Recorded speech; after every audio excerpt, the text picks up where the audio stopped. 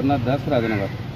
देखो गहिरमथा सामुद्रिक अभयारण्य अलिविले कईंछ समग्र विश्व में एक प्रसिद्ध भाव कहले अत्युक्ति हे ना। यह गहिरमथा सामुद्रिक अभयारण्य अलिविल अंतुषा भाव परिचित और अलिविले कईंछ अंडादान साधारणतः नवेम्बर मासर प्रथम सप्ताह आसता है। एप्रिल मे मध्य पुनर्बार अंडा दे फेरी जाए से बंगोपसागर रहे गहिरमथा मध्य रहे ना अन्यत्र जाए, जहाँ को नहीं अनेक गवेषणा जारी रही, वर्ष वर्ष धरी गवेषणा जारी रही।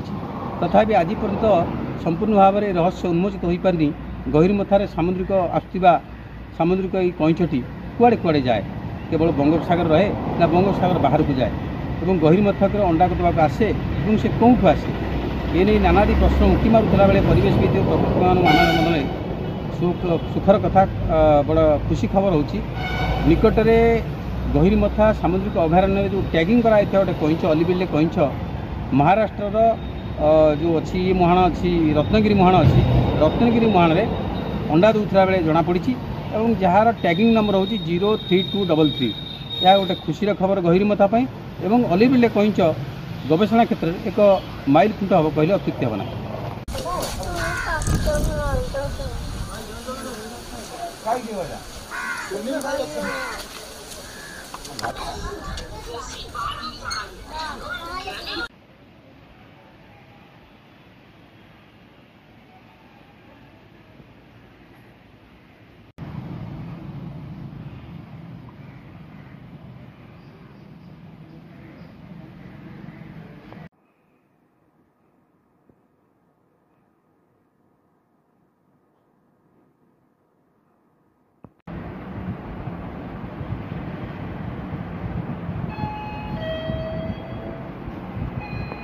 नहीं ये फर्स्ट टाइम आम एमती घटना देखु कि आमर गहिरमथा अंचल जो कईंछ टैगिंग होता से कईंछटा पूरा ईस्टर्न कोस्ट पार करके वेस्ट कोस्ट में पूरा सुदूर महाराष्ट्र जाकि अंडा दान करुँची।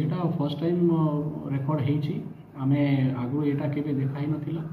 तो यहाँ इंडिकेट करुँची कि ऑलिव रिडले टर्टल अच्छा जो माइग्रेटरी पैटर्न अच्छी माइग्रेशन जो होची प्रति वर्ष यहाँ बहुत कॉम्प्लिकेटेड अच्छी और भी ता भितर डिटेल स्टडी आवश्यकता रोचे करके प्राय जो स्टील टैगिंग अच्छी से प्राय जूलॉजिकल सर्वे ऑफ इंडिया आमर गहिरमथा तापर ऋषिकुल्या महान जो आमर नेस्टिंग होची सेठी भी करछंती, परंतु एठो गोटे कईंछ जाइए वेस्टर्न कोस्ट बाहर यहाँ गोटे फर्स्ट टाइम रेकर्ड होती आम यहाँ समस्ते आश्चर्य होती कि फर्स्ट टाइम एमती रेकर्ड होती। Thank you.